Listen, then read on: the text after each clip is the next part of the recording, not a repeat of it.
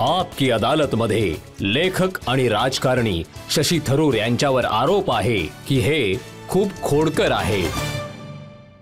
शशी, आज तर दुनिया तुम्हाला ओळखते की एक वक्ता म्हणून, एक लेखक म्हणून. पण असं ऐकण्यात आलं आहे की लहानपणी तुमच्या वडिलांकडून तुम्ही चोप मार खाल्ला आहे. खरंय खरंय. लहानपणी तर खूपच मार खाल्लाय. कोणत्या कारणाने?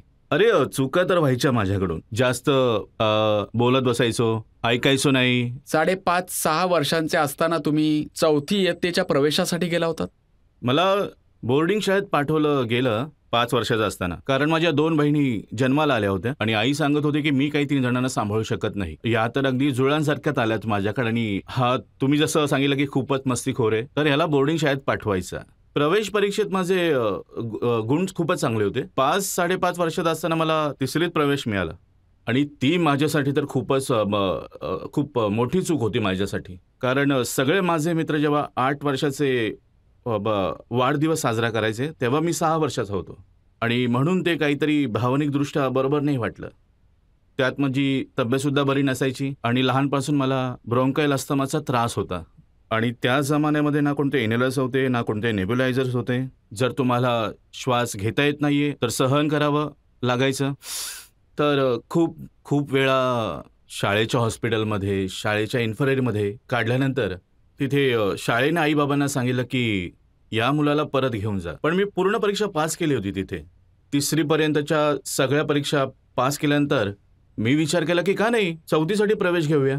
मुंबईमध्ये परत आल्यावर माझे आईवडील मुंबईत राहत होते, पण तिकडूनच्या सगळ्या शाळेच्या परीक्षा पास केल्यानंतर सुद्धा हेच सांगितलं की 6 वर्षाच्या मुलाला 4थीमध्ये ॲडमिशन नाही मिळू शकत, त्याला 3रीची परीक्षा परत देऊ दे. एवढ्या अडचणी असून सुद्धा तुमचा मेंदू एवढा तल्लख कसा काय आहे?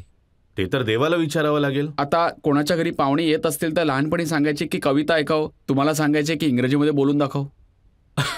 ते तर फक्त मस्करी म्हणून सांगितलं होतं. आणि प्रत्येक वेळी, प्रत्येक वर्षी तुम्ही क्लासमध्ये पहिले आलात. ते अगदी खरंय. फक्त 1 वर्ष नाही होऊ शकलं आणि मी 8वीत असताना 3रं आलो होतो आणि घरात खूप दुःखाची गोष्ट झाली होती. दुखवटा केला जात होता जेव्हा तुम्ही 3रे आलात. एकदम तसंच, जसं की कोणी मेलं होतं घरामध्ये. माझ्याशी कोणी बोलायला तयार नव्हतं. पण वर्तमानपत्र वाचण्याची सवय जी होती त्यातनं तुम्हाला खूप ज्ञान मिळालं का? बाबा वर्तमानपत्रासाठीच काम करायचे. ते स्टेटमेंटचे बॉम्बे मॅनेजर होते. सकाळी उठून शहरातल्या सगळ्या वर्तमानपत्रांना चहाबरोबर ते वाचायचे आणि मला 6व्या-7व्या वयापासूनच त्यांच्यासोबत बसवलं. तर लहानपणापासून मला सुद्धा ही सवय लावली गेली की सकाळी उठून चहा प्यायचं आणि वर्तमानपत्र वाचायचं. आणि मग संध्याकाळी दुसऱ्या शहरातले वर्तमानपत्र विमानाने यायची आणि ती सुद्धा बाबा घरी घेऊन यायचे. मग मी सकाळी 5 ते 6 वर्तमानपत्र वाचायचो, संध्याकाळी 4-5 ते उरलेलं वाचायचो. मॅगझिनसुद्धा घरी यायचे. आणि तसं पण त्या काळामध्ये टेलिव्हिजन नव्हता, ना निंटेंडो होता, ना प्ले स्टेशन होता, ना मोबाईल फोन तर कुणाच्या विचारामध्ये पण नव्हता. आणि म्हणून मी जास्त वाचणारं बनलो. आज जे लोक बघतात की एवढं ज्ञान सगळ्यांना देत असतात, एवढं अस्खलित इंग्रजी बोलत असतात, एवढं ज्ञान आहे, हे लहानपणापासूनच सुरुवात झाली. माझी सवय होती की मी एका कोपऱ्यात बसून पुस्तक वाचत बसायचो आणि जर आई बाबा कुठे घेऊन गेले तेव्हा मी दुसऱ्यांसोबत गप्पा मारण्याऐवजी कोपऱ्यात बसायचो. वडिलांना हे अजिबात आवडायचं नाही. त्यांनी सांगितलं की हे बघ, आयुष्यामध्ये दुसऱ्यांसोबत सुद्धा बोललं पाहिजे, हे खूप गरजेचं आहे. हे असं कोपऱ्यात बसून पुस्तक वाचून नाही चालणार. आणि त्यासाठी पण खूप मार खाल्लाय मी. तर त्यांनी मला सांगितलं की तू शाळेमध्ये debating, elocution contest, speech contest, quiz कॉन्टेस्टमध्ये सगळ्यामध्ये भाग घ्यायचा.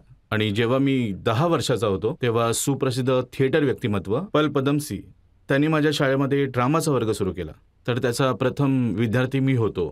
तर थिएटर सुद्धा सुरू केलं. तर ड्रामा सुद्धा लहानपणापासून करताय? ड्रामा तर लहानपणापासून करतो, पण आता नाही करत आहे. लहानपणी करायचो. तर तुमच्या आई वडिलांची इच्छा नक्की काय होती? तुम्ही काय बनलं पाहिजे?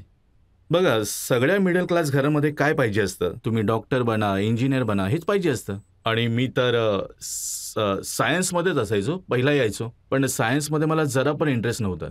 तेव्हा 9वीच्या वर्गामध्ये असताना, त्या जमान्यामध्ये 9वीमध्ये ते बघायचे की म्हणजे ह्युमॅनिटीज किंवा सायन्स. मी ह्युमॅनिटीज निवडलं आणि माझ्या टीचर्स एवढ्या नाराज होत्या, प्रिन्सिपलसुद्धा नाराज होते की माझ्या आईवडिलांना शाळेमध्ये बोलावलं आणि सांगितलं की हा आमचा बेस्ट सायन्स स्टुडंट आणि का हा सायन्स घेत नाहीये, का त्याला ह्युमॅनिटीज घ्यायचे. तर त्यांनी पण मला विचारलं की का, त्यांचं पण स्वप्न होतं की हा डॉक्टर बनेल, इंजिनियर बनेल. आणि मी सरळ सांगून टाकलं की माझा इंटरेस्ट नाही आहे सायन्समध्ये. बाबा म्हणाले काय पण बोलू नको, तुझा सायन्समध्ये पहिला येतोस. तर मग मी सांगितलं की परीक्षा देण्यामध्ये मी नक्कीच हुशार आहे, पण दुसऱ्या दिवशी जे वाचलं ना ते सगळंच विसरून जातो. पण तुम्ही मला साहित्याच्या बाबतीत किंवा इतिहासाच्या बाबतीत विचारा, आणि जे स्कूलमध्ये नाही शिकवलं किंवा मी जे ते बाहेर वाचलंय ते शाळेपेक्षा मला जास्त माहिती आहे. तर शाळेच्या पुस्तकांपेक्षा मला ह्या 2 विषयांची जास्त माहिती आहे. तर मग ते म्हणाले ठीक आहे, तुला जे काय करायचं ते कर. त्या जमान्यामध्ये आमच्याकडे सिनियर केम्ब्रिज परीक्षा व्हायच्या. परीक्षा झाली की ते बाहेर जहाजमध्ये पाठवायचे, केम्ब्रिजमध्ये पाठवायचे तपासायला. आणि त्यातून मला जास्तीत जास्त मार्क मिळाले, म्हणजे पहिल्या 5 विषयांमध्ये मला ते मिळाले होते. मला वेस्ट बेंगॉलकडनं पण सुवर्ण पदकं मिळाली. अशी जर अजून काही सुवर्ण पदकं असती भारतामध्ये ते पण मिळालं असतं मला, कारण जास्त मार्क मिळवणं कठीण असतं. पण मला जास्त सगळं कधी मी सिरियसली घेतलंच नाही, कारण मला हे माहीत होतं की परीक्षा लिहिणं म्हणजे असं म्हणणं होत नाही की तुम्ही खूप शिकलेले व्यक्ती आहात, पण तुमच्या मनात काय, जेव्हा तुम्ही परीक्षेमध्ये काही वाचलेलं आहे ते विसरलात, पण तुमच्या मनात काय ते तुमचं खरं ज्ञान आहे. असं बघितलं जातं की जेवढे जास्त मार्क तेवढे विद्यार्थी हुशार. तुम्ही म्हणता की मला नंबर मिळवायचे प्रकार येत होते, पण ज्ञान मिळवणं ही वेगळी गोष्ट आहे. वेगळी गोष्ट आहे. आणि मी आजही कोणत्याही विद्यार्थ्यांसोबत बोलायचा जर योग आला किंवा टीचरसोबत, मी टीचरला प्रत्येक वेळी हेच सांगत असतो, कधी नका सांगू विद्यार्थ्यांना काय विचार करायचा आहे, काय अभ्यास करायचा आहे, काय लिहायचं आहे. तुम्ही म्हणताय की हे पुस्तक वाचा, आमच्या क्लासमध्ये बसा आणि परीक्षेमध्ये हेच लिहत बसायचं. याच्यामधून तुम्हाला म्हणजे विशेषतः आताच्या 21व्या शतकामध्ये काही फायदा नाही. मला तर असं वाटतंय की मी 3 इडियट्स मधल्या आमिर खान बरोबर बोलतोय. त्या फिल्मची फिलॉसॉफी सुद्धा हीच होती, ऑल इज वेल. नाही, मी असं काही नाही म्हणणार आहे. ऑल कुड बी वेल जर तुम्ही काम सुद्धा केलं असेल. अभ्यास करत राहा, ऑल विल बी वेल. मला लक्षात आहे की युनिव्हर्सिटीमध्ये सुद्धा तुम्ही टॉपर होते आणि तुमची इच्छा होती की फॉरेन सर्व्हिसमध्ये जाण्याची. माझा विचार तरी तोच होता, कारण त्या जमान्यामध्ये विसरू नका की जर तुम्ही UPSC परीक्षेमध्ये पहिल्या 10 मध्ये नाही आलात, प्रथम 10 मध्ये जर तुम्ही नाही आलात, तर तुम्हाला फॉरेन सर्व्हिस नाही मिळणार. माझ्या मते आपले जे जज आहेत कोर्टात ते कदाचित 5वे, भारतामध्ये 6वे किंवा 5वे आले असतील फॉरेन सर्व्हिसमध्ये जाण्यासाठी. ती सिस्टम होती आपली. It was a elite service. त्यानंतर मग लोक IASचा विचार करायचे.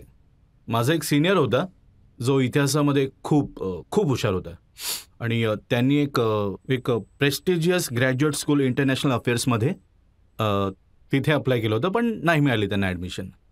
तर त्यांनी त्यांचा अजून एक कॅटलॉग होता शाळेचा, डॉग एंडेड कॅटलॉग बघून बोलले, थरू यू अप्लाय. मला नाही मिळालं, तुला मिळालं पाहिजे. आणि मी अप्लाय केलं आणि मला ॲडमिशन पण मिळालं आणि स्कॉलरशिपसुद्धा मिळाली. तर मग मी बोललो की बघा, फॉरेन सर्व्हिसची परीक्षा परत येऊन सुद्धा देऊ शकतो, पण जाऊन बघूया. जर काही कारणास्तव मी फॉरेन सर्व्हिसेसमध्ये रुजू नाही झालो तर विदेशात नक्कीच बघायला मिळेल. तुम्हाला कदाचित माहिती नसेल, विदेशात जाणं खूप मुश्किल होतं त्या त्या काळात. जमान्यामध्ये. खूप कठीण. पहिली गोष्ट आहे की तुम्हाला परवडायचं नाही. पगार तर तसा खरंच खूप कमी होता. मला ॲक्च्युली एअर इंडियाचं तिकीट काढायला सुद्धा लोन लागलं होतं, पण ते घेऊन सुद्धा मी जायचा प्रयत्न केला तिथे, कारण विदेशातला अनुभव आपण जाणून घेतला पाहिजे की काय आहे तिथे. मला अजूनही आठवतं की त्या काळात फॉरेन एक्सचेंजचे अडथळे होते भारतामध्ये. तर तुम्हाला $8 मिळत होते. त्या जमान्यात तर $8 तर ₹60 सुद्धा नव्हते माझ्या मते. 7.5 होता एका डॉलरचा माझ्या मते. बघा, तुम्हाला $8 मिळायचे आणि $8 जायचा तुम्ही विदेश. तर मला आठवतं की जेव्हा मी विमानातून उतरलो, एक मोठा पॉर्टर येऊन, काळा माणूस होता, त्याने माझी सुटकेस उचलली. मी म्हटलं ठीक आहे, अरे सोडा, मी करेन. आणि मला $8 $1 त्याला द्यावा लागला.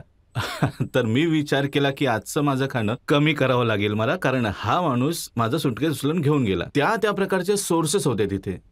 तर मग मी अमेरिकेला गेलो आणि तिथे बेस्ट स्टुडंट मिळण्याचा मला योग आला. आणि मला तर खूप भीती होती की स्कॉलरशिप संपणार, रिन्युअल नाही करणार, आणि नॅचरली मला की मी जास्त अभ्यास करून मी 3 डिग्री 3 वर्षामध्ये घेतल्या.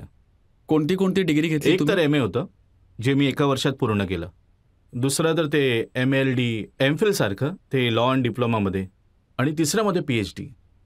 आणि हे सगळं करून एक छोटासा रेकॉर्ड बनवला होता मी त्या इन्स्टिट्यूटमध्ये, the Fletcher school of diplomacy, जे आजकाल सांगतात की हा रेकॉर्ड कोणीच मोडू शकत नाही, कारण जे काही एक्सेप्शन्स मी तिथे उपयोग केलेत ते इतक्या कमी वेळात केले होते की ते सगळे एक्सेप्शन त्यांनी काढून टाकले.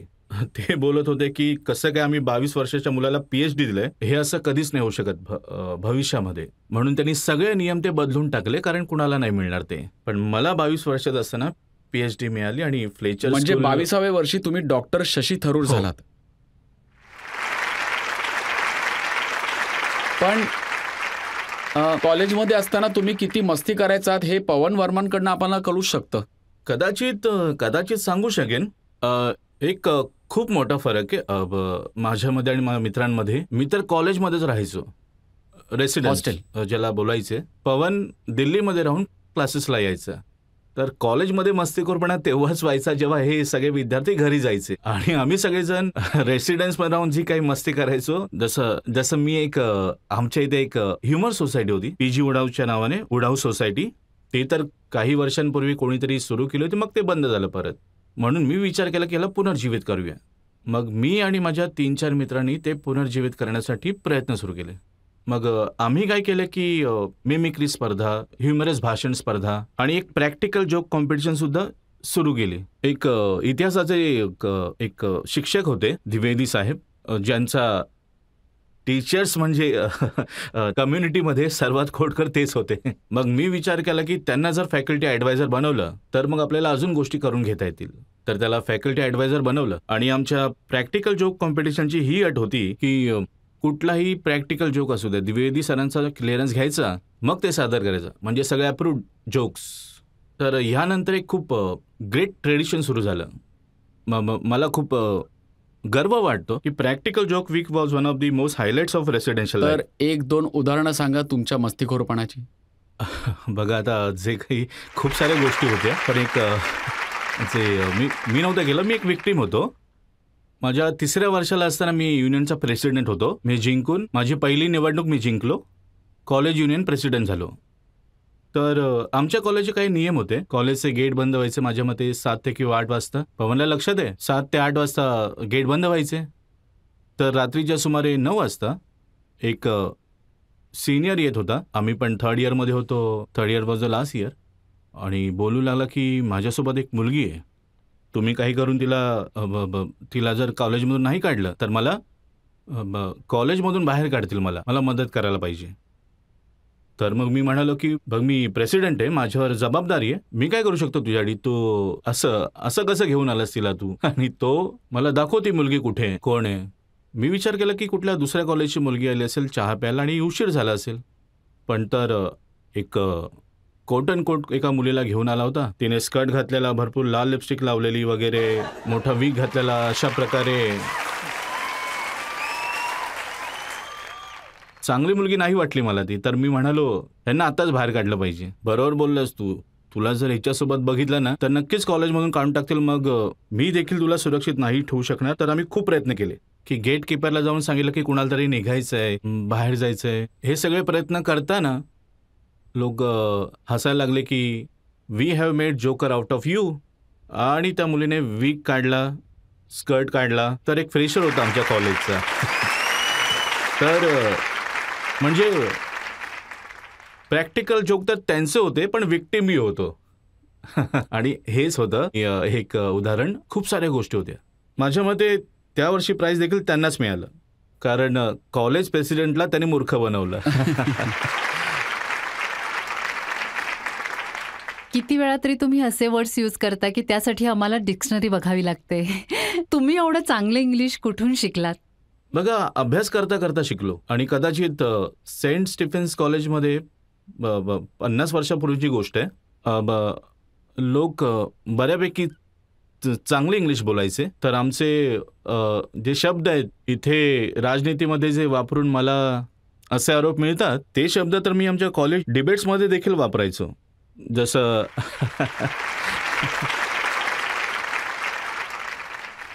कदाचित तुम्हाला आठवत असेल की एक दिवस रजतजींचा एक मित्र दुसऱ्या चॅनलवरचा, तो माझ्या विरुद्ध एक बकवास प्रोग्राम सुरू केलेला. तर मी म्हणालो की दिस इज द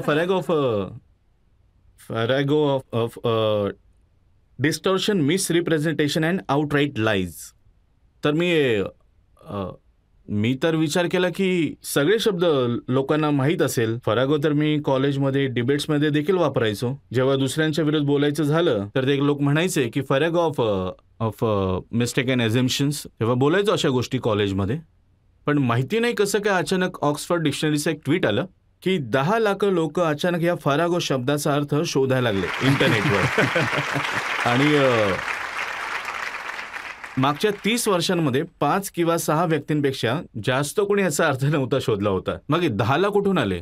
तर लोक त्यांना सांगत होते की भारतात एक राजनेता आहे, त्यांनी या शब्दाचा वापर केला आणि म्हणून आम्हाला माहिती करून घ्यायचंय. पण असं ऐकण्यात आलं आहे तुम्ही अशा शब्दप्रयोगांचा उपयोग करता की त्यानंतर ते डिक्शनरीमध्ये येतात. नाही हे बघा,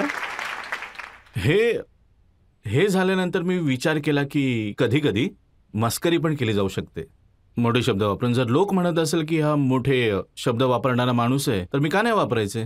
तर तुम्हाला कदाचित आठवत असेल की एकदा एक मुख्यमंत्री आमच्यासोबत निवडणूक लढवून जिंकले होते. तर एक दिवस पवन होते त्या दिवशी माझ्यासोबत, मी त्यांना आठवण करून देतो. एक दिवस आमची पार्टी सोडून ते भाजपच्या बाजूने निघून गेले.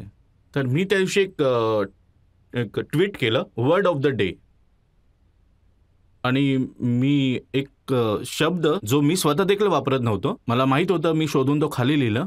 स्नोली गोस्टर. Definition, a shrewd unprincipled politician. First use USA 1848. Latest use today.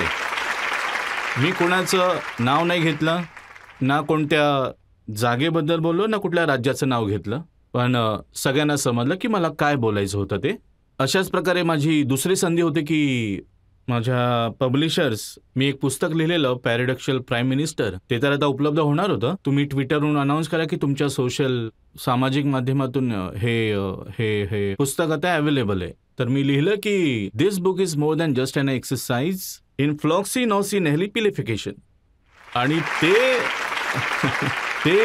बरोबर आहे की तो शब्द कोणत्याच डिक्शनरीमध्ये सापडणार नव्हता. कारण की हा तर मस्करीमध्ये जवळपास 150-200 वर्षाआधी कोणीतरी ऑक्सफर्ड युनिव्हर्सिटीमध्ये मस्करीसाठी लॅटिनचे काही मूळ रूप वापरून एक नवीन शब्द बनवला होता की the active estimating something or someone else is worthless. का हा आता कोणत्याही प्रकारच्या कामाचा नाही आहे, एकदम युजलेस आहे. याचा कोणासाठी तरी याचा अर्थ बनवला होता. यालाच म्हणतात शब्दांचा खोडकरपणा. बरोबर. सर, आपल्या जीवनावरती कधी बायोपिक बनली तर त्यामध्ये किती हिरोईन्स असतील?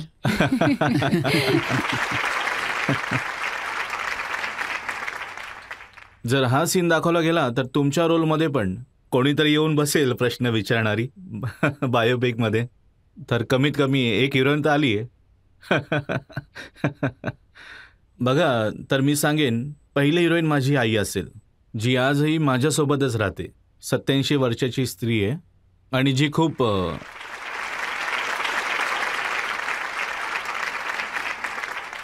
आणि जिच्यासोबत मला खूप म्हणजे समस्या होत्या. ती खूप डिमांडिंग होती.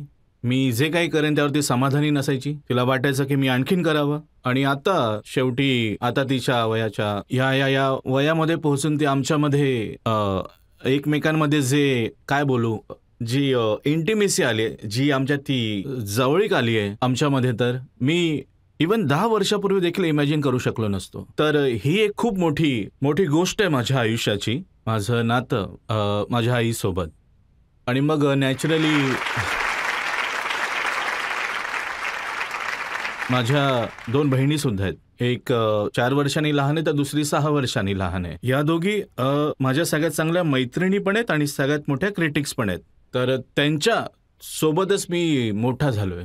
आम्ही तिघे 3 देशांमध्ये आहोत. एक तर लंडनमध्ये तिला सेटल केलंय, दुसरी कॅलिफोर्नियामध्ये आणि मी इथे भारतामध्ये.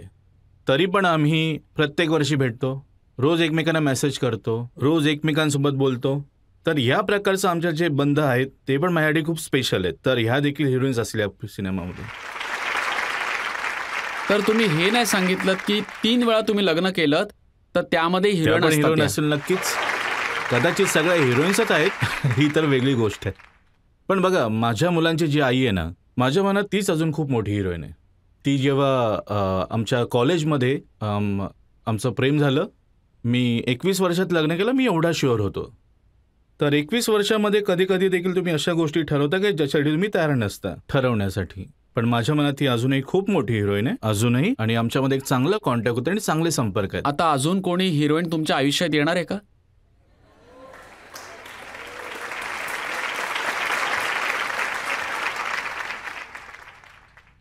एक इंग्रजीमध्ये म्हण आहे ना, नेव्हर से नेव्हर. पण मी हे पण म्हणेन की माझ्या वयाचा विचार करा, माझ्या जबाबदाऱ्यांचा विचार करा. तुमच्या त्यामुळे शक्यता कमी आहे. वागण्यावरनं तरी असं वाटत नाही, असं वाटतं लवकरच बातमी येईल.